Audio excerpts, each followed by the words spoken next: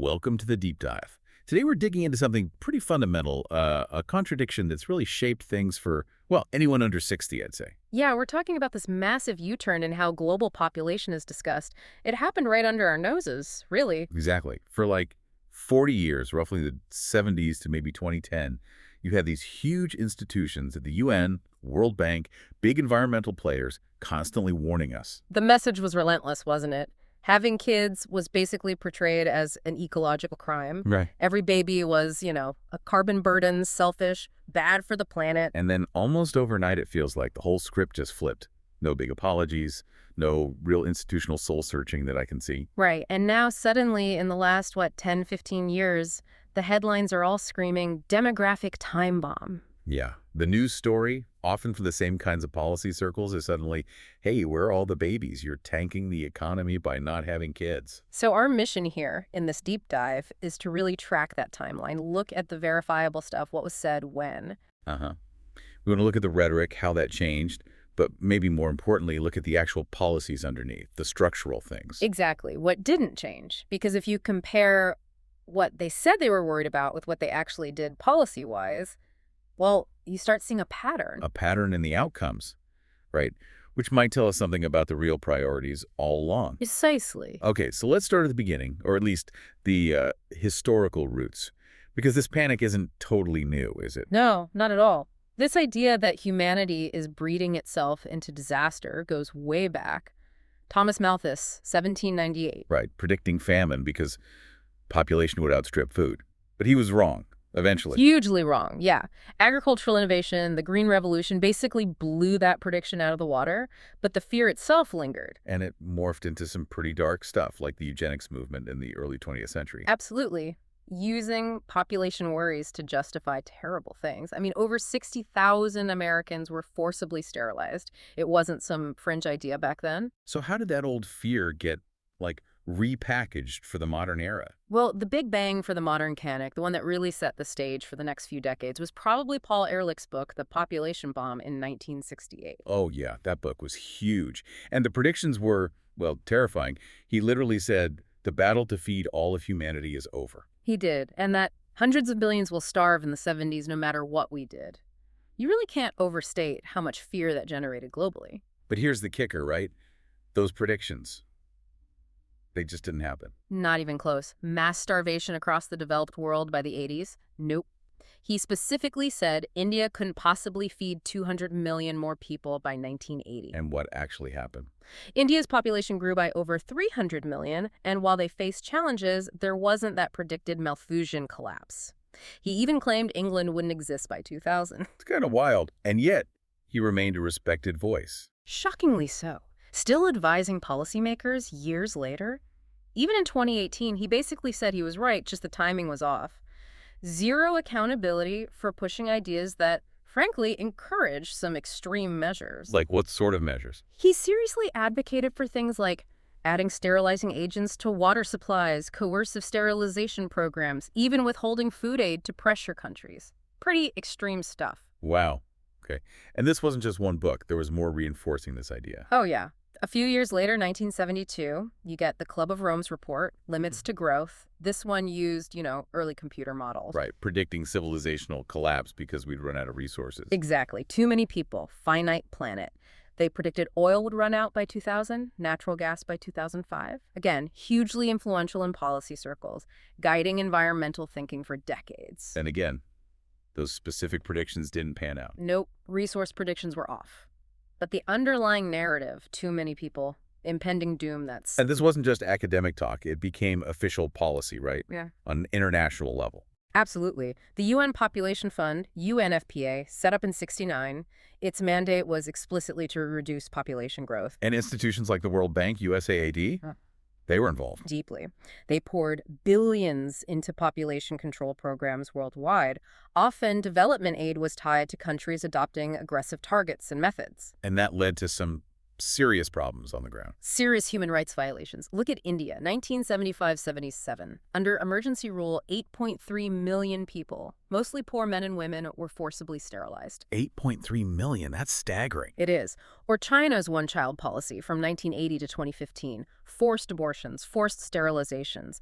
And disturbingly, you had prominent Western intellectuals actually praising it at the time. Praising it. How? Calling it, draconian but necessary for the planet's sake, a sort of ends justify the means argument. And meanwhile, in the West, the message was just everywhere. Completely saturated. Movies like Soylent Green, Logan's Run, huge hits reflecting this anxiety.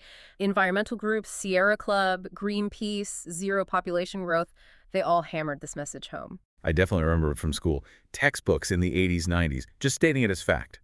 Overpopulation is the crisis. And the core message got really personal, really moralized. It boiled down to, the best thing you can do for the planet is not have children. That creates a lot of guilt, especially for Gen X, millennials growing up with that. Deep, internalized guilt. Your existence, your potential reproduction, framed as inherently destructive. Having kids becomes a selfish act. And looking at the numbers, that message, combined with everything else, it clearly worked. Birth rates fell. Dramatically. Yeah. U.S. average children per woman went from about 2.5 in 1970 way down to 1.6 by 2020. Which is below replacement level, right? Well below. The replacement rate is generally considered 2.1, just enough kids for a generation to replace itself, accounting for mortality. We went way under that. Okay, but here's where it gets really interesting, the contradiction part. We've just laid out 40 years of intense messaging against having kids. Right. Nonstop warnings, guilt tripping, even coercive policies in some places. But during that same period, say 1970s to 2010, what was happening to the actual economic ability of young people to start families? Exactly the point. While the loudspeakers were blaring overpopulation, the actual economic foundations for family formation were being systematically dismantled. How so? Wages basically flatlined for 50 years, adjusted for inflation. Housing costs exploded, completely disconnected from wage growth. Education went from affordable to a source of crippling debt. And just the cost of having a baby. Yeah, the out-of-pocket hospital costs went from manageable to, $10, $20, even $30,000 or more before you even buy a crib. So wait, if the stated goal was just fewer people, why make it economically impossible too? Seems like overkill. It does seem like overkill unless those economic barriers were serving some other purpose or were seen as beneficial for other reasons, and the population decline was just a convenient side effect or even the intended outcome achieved through multiple means. Okay, let's hold that thought. Now, pivot to part 2. The Great Flip. The baby panic. When did that start? Around 2010, 2015, maybe a bit earlier in some circles. Demographers just couldn't ignore the numbers anymore. Rates weren't just falling, they were cratering across the developed world. Japan, South Korea, Italy, the U.S. All way below that 2.1 number. Far below. And suddenly the whole narrative does a 180. The population bomb fear disappears and it's replaced by the demographic time bomb. Right. All the headlines change. It's not too many babies anymore. It's who will pay for pensions, who will do the work, economic collapse from aging populations. Population decline is suddenly framed as the new catastrophe. And governments started reacting, trying to boost births. Oh yeah, panic mode in some places. Japan, South Korea, Hungary pouring billions into pro-natalist policies, subsidized childcare, housing grants, tax breaks for large families. Billions spent. And the result? Birth rates are still falling in most of those places. South Korea, despite throwing enormous sums at it, hit a record low of 0.7 children per woman recently. Just think about that number, 0.7. That's barely a third of replacement level. Wow. But what's really striking is who gets blamed now. Ah, yes, the blame game. This is where the gaslighting comes in, directed squarely at millennials and Gen Z. The very generations raised on, don't have kids, you're the problem. Exactly. Now they're told they're the problem for listening, for not having kids they were told not to have, and which they often can't afford anyway. And the framing is all about personal failure, isn't it?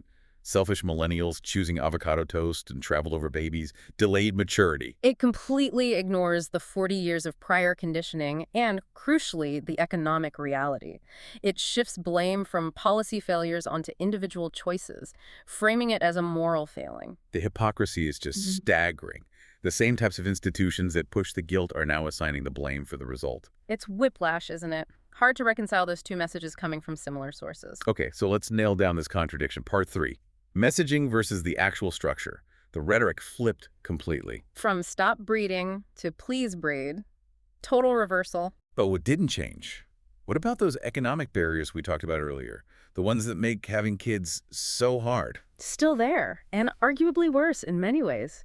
We're deep into the baby panic era, governments claiming they desperately need more babies, yet the fundamental economic realities haven't shifted in favor of families. Let's get specific. Housing.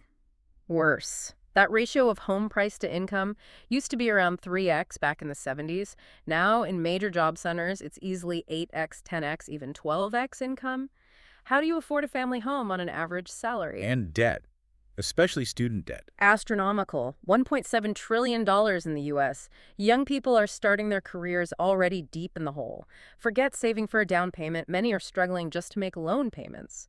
Planning for kids feels like a fantasy. Okay, childcare. If governments are panicked about birth rates, surely they're making childcare affordable. You'd think so. But in the U.S., for example, the cost is still crushing. $15,000, $20,000, $25,000 a year per child is common in many areas. That's more than college tuition in some states. And major federal action like universal pre-K or subsidized care. Lots of talk, very little effective, widespread action. The expanded child tax credit helped briefly, but it expired. Compare that to how other countries seriously subsidize childcare as a pro-natalist policy. We haven't really done that at scale. This really gets to that idea of revealed preference, doesn't it? Yeah. Forget the speeches, look at the budgets. Precisely. Where does the money actually go? Governments prove they can mobilize trillions almost instantly when they feel something is a true crisis. Think bank bailouts in 2008. Or defense spending. What's the U.S. defense budget now? Over $850 billion annually. Routinely approved. Okay, so trillions for banks, nearly $1 trillion a year for defense. But truly transformative family support like universal childcare, estimated maybe $150 billion a year, that's too expensive. That's the contradiction right there. If the demographic crisis, the baby shortage, was truly seen as an existential economic threat on par with a banking collapse, wouldn't the financial response be proportional? The lack of that proportional response suggests the stated concern isn't the real driver. It strongly suggests it. The pattern seems clear. Say overpopulation is the crisis. Do create economic barriers. Result: births fall. Say baby shortage is the crisis. Do maintain economic barriers. Result: births keep falling. The outcome remains consistent falling birth rates even when the stated reason flips 180 degrees. That stability of the outcome, despite the narrative chaos, is what we really need to grapple with. So this brings us to interpretations. If it's not just massive, decades-long incompetence, what could be going on? Well, you can look at it a few ways. Option one, they were just genuinely wrong back then. The whole population bomb thing was a huge mistake based on flawed models or ideology. Okay, and now? And now, maybe policy inertia or political embarrassment or powerful vested interests think corporations benefiting from stagnant wages and high housing costs prevent them from actually fixing the economic barriers they helped create. It's easier to blame millennials than overhaul the system. Plausible. What's Well, option two? Option two, maybe they're wrong now. Maybe this baby crisis is itself manufactured or overblown. Perhaps population decline is a natural stabilization or even beneficial ecologically, but it threatens existing economic models built on perpetual growth. So the panic isn't about society, but about propping up a specific financial system. That's the idea in that interpretation. The system needs constant growth in consumers and workers, and demographic decline scares the markets. Okay. And option three? Option three aligns most closely with that consistent outcome we discussed. It suggests the underlying goal, perhaps for certain influential actors, was always population reduction or stabilization, at least in certain regions or demographics. So the overpopulation scare was the overt tool. Right. And the economic policies that make families unaffordable were the covert, structural tool, ensuring the trend continued even if the public messaging had to change eventually. So the we need babies Yeah. panic now is just, In this view, yes. It's a way to look like you want births to rebound, to shift blame to individuals, why aren't you having kids, while keeping the economic pressures firmly in place to ensure, quietly, that birth rates don't significantly rebound. That's a pretty cynical take, but it does fit the pattern of say one thing, do another. It does fit the pattern of consistent outcome despite shifting rhetoric. Whichever interpretation feels right to you, just understanding this whole history, this big switch, Yeah, it does feel kind of liberating. absolutely. It helps you step outside the guilt narratives. Whether you choose not to have kids or you struggle to afford the kids you want, understanding this context shows it's not just about your personal choices or failings. Your decision can be your own, not something dictated by 40 years of, frankly, propaganda swinging back and forth. Exactly. It's about reclaiming your agency from these huge, often contradictory societal pressures. And what really stands out, looking back over this whole timeline, What's the common denominator. Across 40 years, whether it's too many babies or not enough babies, who was always positioned as the problem. the individual, you. Right. Right. In the 70s, 80s, 90s, you were destroying the planet by existing or reproducing. And in the 2010s, 2020s, you are destroying the economy and Social Security by not reproducing. And when birth rates fall, it's always framed as your selfishness, your immaturity, your bad priorities, never a fundamental failure of the system to support families. Never a result of deliberate policy choices that made families economically unviable. They told you not to have kids, then they made it almost impossible financially to have kids, and now they blame you for the result. So the final question really becomes, if the actions consistently contradict the words, especially when you look at where the money flows, what does that tell you about the real priorities? If trillions are available for banks but basic family support is too expensive, maybe the problem isn't you choosing avocado toast. Maybe the problem is the toast costs too much and the system is designed that way. It makes you think, okay, next time we're going to get granular. We're diving into those specific numbers. Yeah, we'll break down the math, housing costs versus wages, the student debt burden, childcare expenses. We'll show, using the data, exactly how financially impossible starting a family has become for so many, proving it's not a personal failing, but a systemic reality. You won't want to miss that deep dive.